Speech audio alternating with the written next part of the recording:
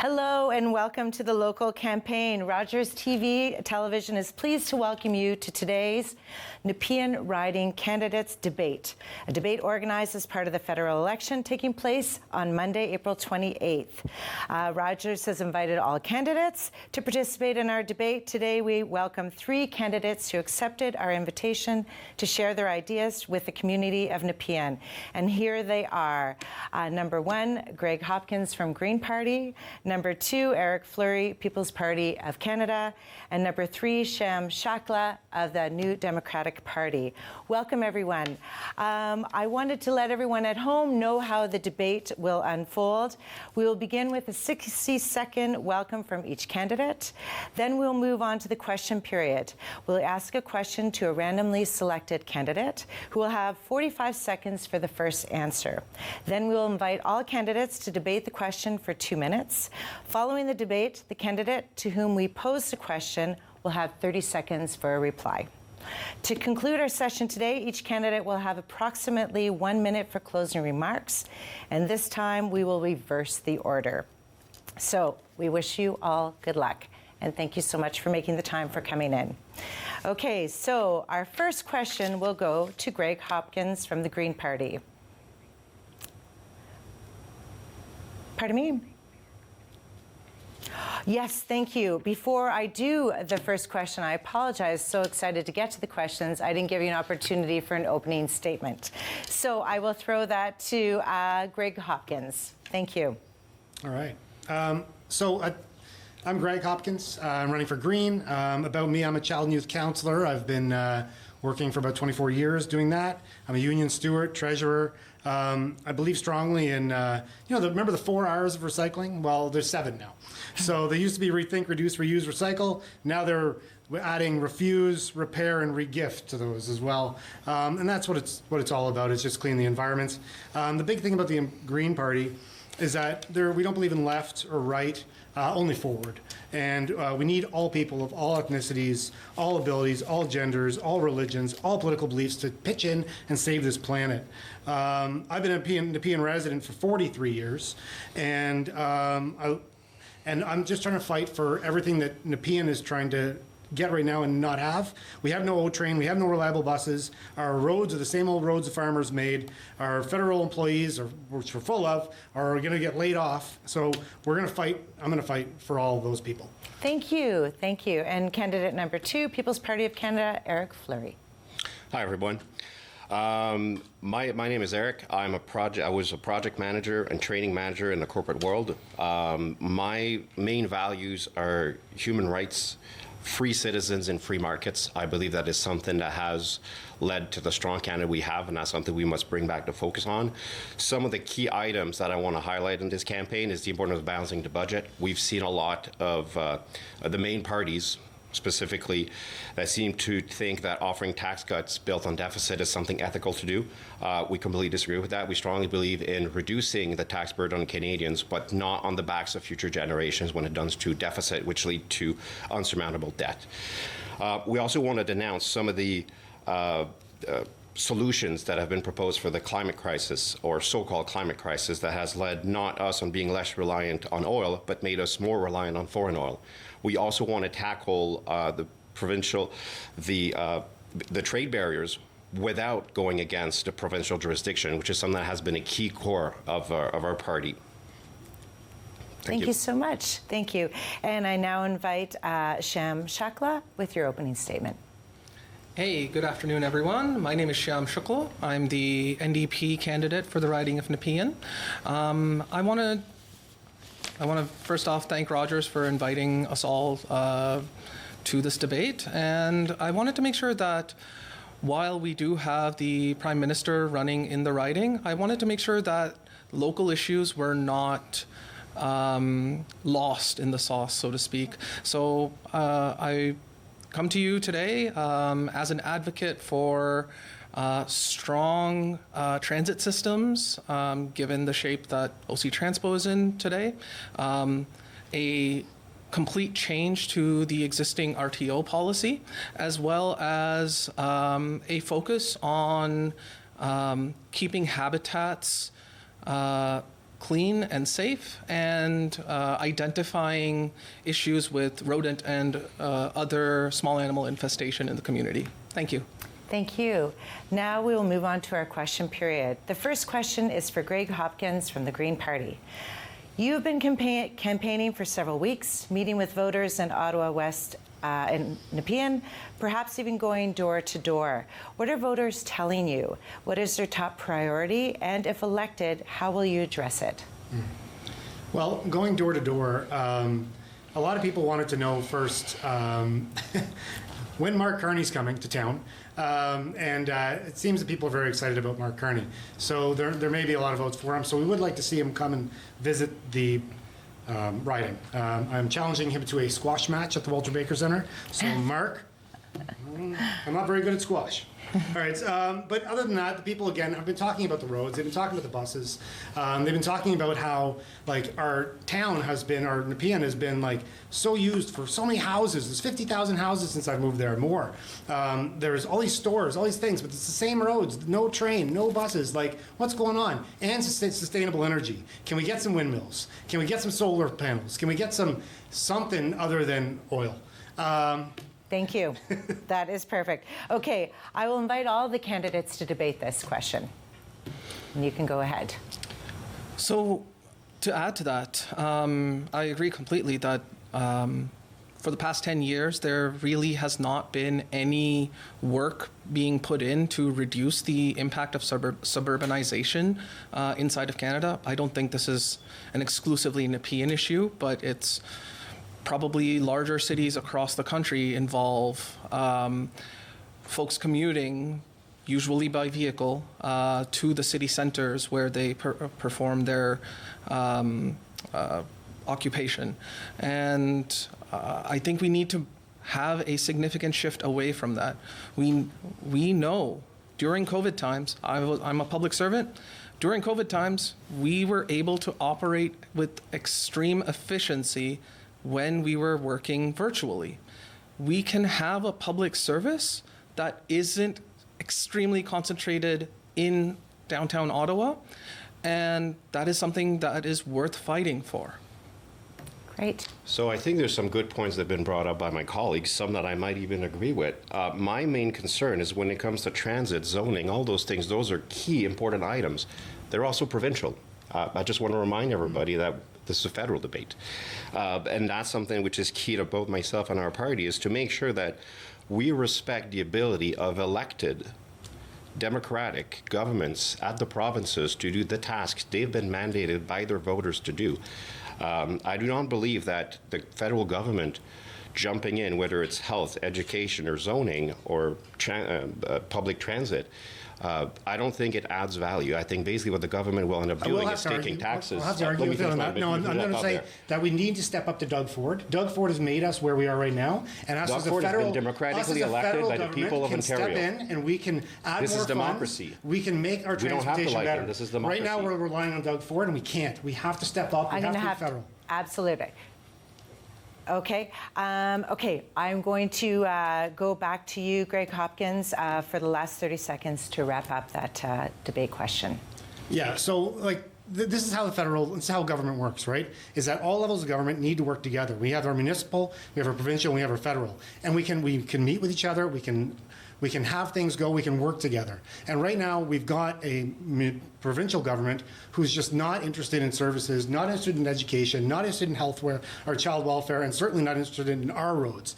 Toronto roads for sure, but not our roads. So we need to step up, and we need to be a united front and all stand up together and say, hey man, don't forget about Nepean.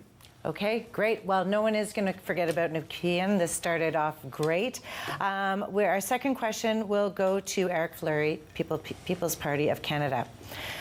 And this is our question. The uncertainty surrounding the tariffs imposed by the United States is creating great concern among Canadians. How do you plan to protect Canada from future financial challenges? I'll give you 45 seconds to respond. Tariffs are a very big item. One thing, we must not allow ourselves to be bullied by the United States. We must not allow ourselves to be bullied by Donald Trump. However, the idea that we can fight a tariff war against the U.S. and win, is absolutely ludicrous. It goes against reality. It goes against common sense. What we have to do is we have to negotiate. Also, we have to strengthen our economy. One of the key items of our platform, which I already mentioned in my opening statements, is to reduce interprovincial trade barriers. That is a huge problem we're having right now. We must work with the provinces, never against the provinces, but act as a leader while respecting their jurisdictions to allow more of that. Also, we need to develop our oil so we're not dependent on foreign oil. Perfect. Okay, I will allow all candidates to take part in this debate. So you mentioned that we need to continue to develop our oil resources, right? It's an incredible challenge to continue developing it in a world where it's 10, 20 years down the line, it's not going to be as strategically important as it's being made out to be currently. Obviously, the price of oil has taken a massive tumble in recent weeks, partially as a result of the tariff war and partially due to other global supply chain issues such as OPEC overproduction. I think putting all of our eggs in the oil basket will result in much of the same problem that we are running into today, where all of our exports are going to the United States, 75% roughly. So I would challenge you on that, but I would also add to that be clear, and say, I don't think we should put taxpayers' money into it. I don't think those eggs, they should be private eggs, not taxpayers' money. It should be investors. We should simply Unfortunately, allow that's them, just providing not- they can do it in a way that is responsible to the environment. We should allow development. if that were possible, I absolutely would agree with you. Unfortunately, it just simply isn't. We are currently subsidizing the Canadian oil industry And we should stop. to the tune of almost $40 billion on an annual basis, and a halt in that would definitely undermine our own national security and our reserves. See, oil is old and dead. We're I done agree. with oil. We're I done agree. with it. Right? We have to look at new things. Nuclear. We can do nuclear. We can do it safely. We don't need oil. All it's doing is raising the climate. It's raising the oceans. The fires are burning. We're seeing them. California's on fire. We're seeing we don't need oil, everything's yet on we fire. import foreign we oil. see all these things going up. We don't need Canadian We don't need any oil. oil. We don't need foreign oil. We don't need Canadian oil. We don't We're need using oil. it by the ton. But we don't need it. We need to stop. 2050, we need to be zero emissions. Otherwise, it's toast. There's nothing to argue about. Thank you. And I will give you the floor, Eric Fleury, for the last 30 seconds to round up this debate. So there was one thing that was brought up, which I actually fully agree with my colleague from the NDP here. Taxpayers should not be funding big corporations. Taxpayers, ordinary Canadians, should not be funding any kind of project of that type. Investors can invest themselves. They have money, they can take the risks. It is not up to taxpayers to afford a risk for which they have no benefit. What I will challenge my colleagues is, are they willing to pledge to no more, not one more dollar to billionaires from taxpayers, not more penny in corporate welfare? Thank you very Without a much. doubt. That's The rich great. need to pay. The Okay. corporations need Without to a pay. doubt. They Okay, need to well, pay. you're lucky. The next question will be similar to the first, and this one goes to Shyam Shakla. You'll have 45 seconds to respond. The imposition of American tariffs risks job losses across the country. How do you propose to help Canadians, and especially those in your riding here in Nepean, if they lose their jobs?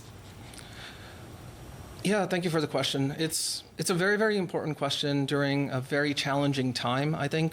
I think there's a lot of answers that are floating around, but I'd like to offer the NDP's alternative for this. So, broadly speaking, we have a very, very strong economy, and nobody will ever argue with me on that. We do have some issues, and we can resolve them. The way to resolve them, in my opinion, is to start moving away from our focus, which was as a branch plant economy, where American companies set up shop here, take advantage of our cheaper labor and wage rates, and convert into an actual economy where we focus our local industries in order to build production. Lovely, well said. Candidates, you have 2 minutes to debate and ask questions. Yeah.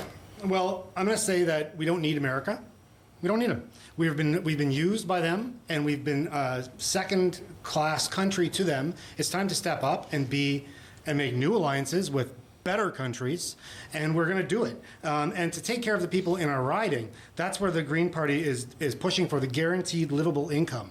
So that's a basic salary that people can make just to survive, to pay for your houses, to pay for your food. We have a system right now, a welfare system that isn't working. Money's going all over the place and it's not going to the people. This is a guaranteed money for people. So that's where we've got to go. We're big time showing affordable housing, right? And I know Mr. Carney's talking about it too, going around and building houses like we've never done since the 1970s. I'm for it, let's do it. But let's make sure that there's no corporations taking over these houses and turning them into rentals and foreign investors and all that. It's got to be for the people. It's got to be affordable for the people. We need a wealth tax. We need, and the big one, here's the big one, we need free tuition. So for our post-secondary school, how are people going to grow? Tuition a provincial jurisdiction? No, we fund It's this, not? man. We put it in. But we're putting in that initiative to put the money in to make sure that education is free. We look at Sweden. Sweden has free post-secondary education, and guess what? They have a space industry. Why do they have a space industry? Because they invest in their people, they invest in their youth. How many people cannot go to school and become something and invent something because they can't afford to go to school and they're stuck with debt? So I just want to touch up on fix that. affordability. So you mentioned basic income. How are we going to finance that, knowing that we're knee deep in debt right now? No We've problem. actually doubled the debt since again it was not the Greens that were in power. So I'll give you that. But while the Liberals were in power, we've doubled the national debt. How, from this perspective, are we Tax the going rich, to subsidize, tax the oil companies, cancel the F-35s, buy them from somewhere else because we need military.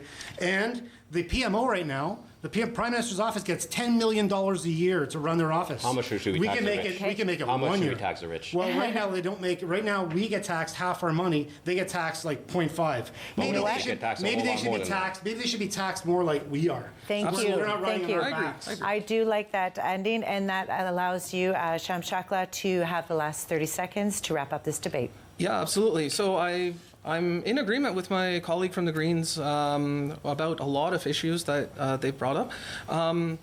In terms of where the money's going to come from, I'm a business owner and I'm also a public servant.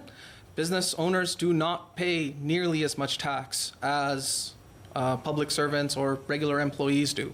They're able to take advantage of extremely complicated instruments, financial instruments, to reduce their tax burden. I think that we should do away with a lot of those loopholes and focus into what we were already doing, tax income as income. And I mean all income the same way. Thank you. Thank you very much. Okay, I will continue. Another question that matters to many people in the National Capital Region. This one goes to Greg Hopkins, to the Green Party, who will have 45 seconds to respond. Should we expect a reduction in public sector employment if your party wins the election? What adjustments does your party propose for the public sector? So my party are no layoffs. Absolutely none. The public sector is going to stay. All the employees are going to stay. But now, instead of layoffs, because I understand when jobs need to move, they need to move. My own industry got major layoffs over the summer. We went on strike. But the idea is what we need to do is, instead of laying off, you need to retrain, refocus, say, okay, we don't need the public sector in this area anymore. That's fine. You have educated, smart, hardworking people, train them to do something else in the government. We can do that. So there'll be absolutely no layoffs with my party. Thank you. I love that answer. I now invite all candidates to debate this question. I guess I'll have the counterpoint to that one. We do plan on making some reductions. So basically, the federal government is involved with a bunch of things that it should not be involved in, including when it comes to corporate welfare, including when it comes to meddling with health, education, and now we're hearing zoning, a whole lot of building houses and all that. However, reductions in the public sector doesn't mean it has to hurt people, and I certainly don't think that it has to be done such a way. In the past, very often when there were reductions, it was done through attrition. People were bridged to their pension. There's ways to do it efficiently. The public sector has gotten very bloated during COVID. We've increased the headcount quite a bit, and there are ways to reduce it without necessarily trying to bring people to the slaughterhouse. There are ways to do it humanely. There are ways to reduce it, and helping, if it means helping some people try to bridge to training, to different careers, maybe that would not be to public sector. And also, Getting out of of the provincial jurisdiction means that we allow the provinces to manage their healthcare. We allow them to manage their education. We also reduce taxes and allow them to tax to fund those services. Mismanaged so healthcare. They will need. Mismanaged healthcare. Mismanaged They're the education. ones delivering. They're the ones They're not delivering. delivering. It's horrible. And we need. They are delivering poorly. I agree. It is we awful. need to send but they money are the to ones. them. We need to. I have never gone to So- a federal hospital. They're all provincial. Yeah, and keep I in agree mind- they they're do awful. take money from us, I though. agree they're awful. Keep in mind, while the federal government is not responsible for education, for healthcare, for anything like that, we currently don't have a way to enforce that money that the federal government hands over to the provinces is spent on those priorities. Why take it then? You know what? That's a charter. Why It take has it? to be done. That could be It a could be charter done by the issue. provinces. I wonder if They the have federal to- government could sue the provincial government for not managing the healthcare industry properly, or education. If it's universal care that we've mandated, universal care and universal education, but kids have no teachers in schools, the hospitals there's no staff, there's no doctors. I wonder, Mr. Ford, I wonder if we might have a lawyering up situation.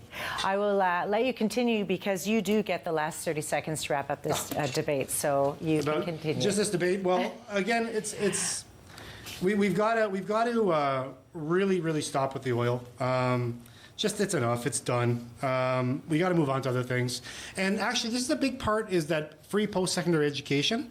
We talk about training, right? If we have public servants that need to go, imagine that you could then go into university and be like, you know what, I think I'm going to be a veterinarian now. You know, I think I'm going to be a nurse now. I think I'm going to be and you could do it, right? I couldn't do that right now. I could not leave my profession and go back to school. I couldn't afford it. There's no chance. So, free post-secondary education. Hey. Thank you very much. Okay, question number 5. This one will go to Eric Fleury. You will have 45 seconds to respond. So we hear discussions about reducing barriers that hinder and in some cases prevent interprovincial trade. What would the implications be for the riding of Nepean, for Ontario, and for Canada? And you have 45 seconds to respond. I love that question. It's one which is core to our program, core to our values. We're strong believers in the free market. Since the party was founded, one of the core principles was to build a strong Canada, a true interprovincial trade. What it will mean for the people of Nepean will be positive, like it will be for basically everywhere else. So the federal government should not act as a bully or a dictator on that one, but should act as a leader to really bring the provinces to the table to try to reach agreements and find ways to do things where we develop Canadian products, Canadian solutions built by Canadian people for the Canadian market. And it also means having stronger exports as well. Fair enough. Thank you very much. I will give 2 minutes to all candidates to discuss. So while I do agree with the sentiment that the federal government shouldn't be a bully, the challenge that we have is that we have certain provinces that are decidedly choosing to keep those barriers up. Examples like Let's name them. Yeah, Alberta and Quebec. Absolutely. There are significant hurdles, as an example, with Quebec's language laws.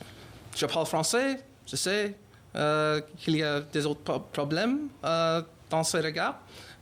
But at the same time, we need to have closer collaboration, and sometimes you just end up with negotiation partners that they just see things a different way.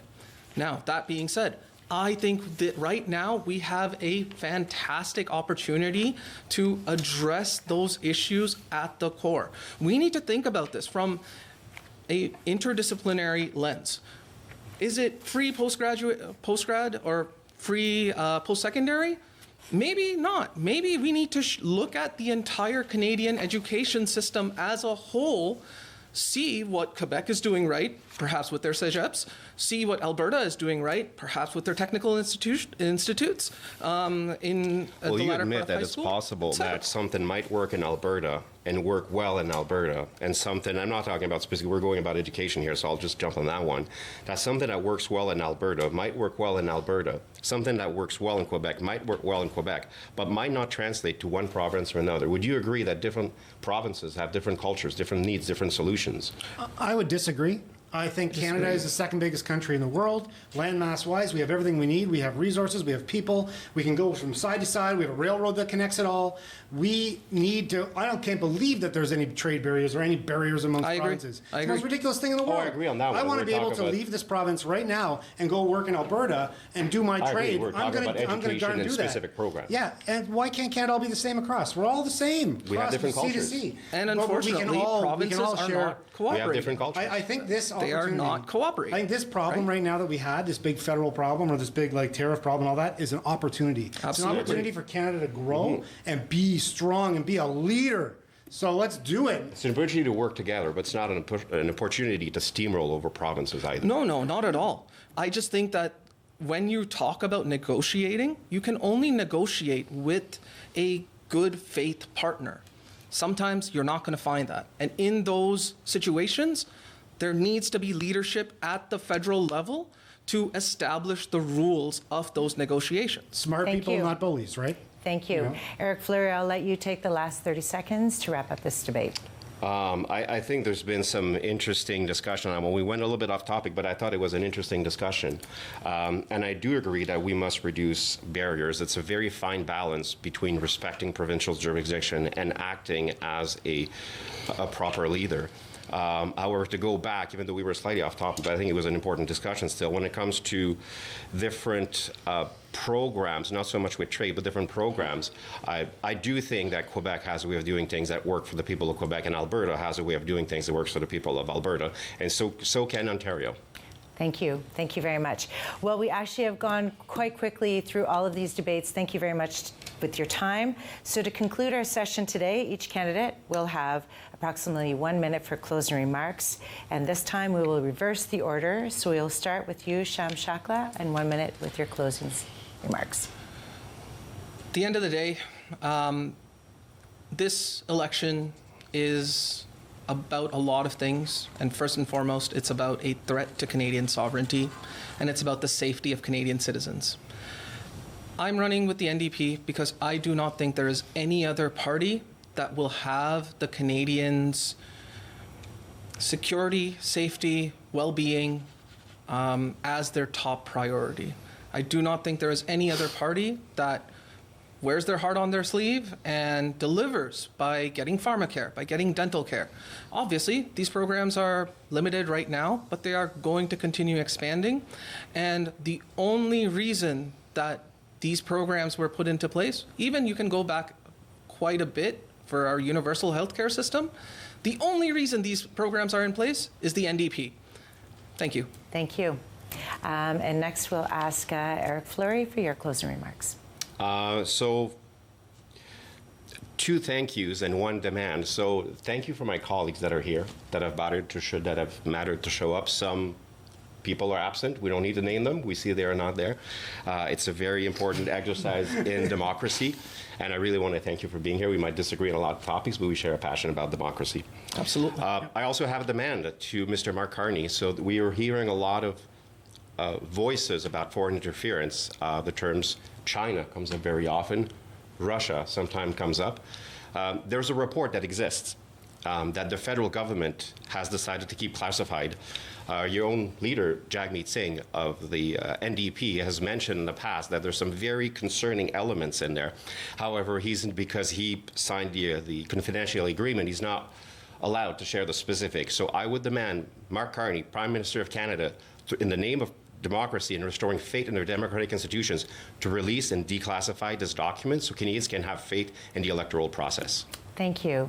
And last, of course, not least, Greg Hopkins from the Green Party. Your All right. closing statements. Yeah, closing statements. So, a big one again, I'm going to hammer it home. We got to stop these pipelines. No pipelines.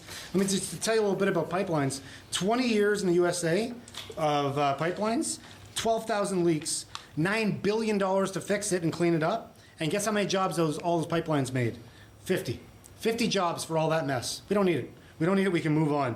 We need to expand the auto industry, the electric auto industry. I want to buy an electric car so bad. And I'm the Green Party. I should have one, but I can't. Cheapest one's $40,000. It's ridiculous. I tried to get a VW one. I looked at least $80,000. I can't afford these things. But there are other markets that have cheaper electricity, electric cars. Let's get it. And the last one I really want to say it is that we haven't mentioned it. Indigenous communities across Canada. We still have 30 Indigenous communities across Canada that have no clean running water.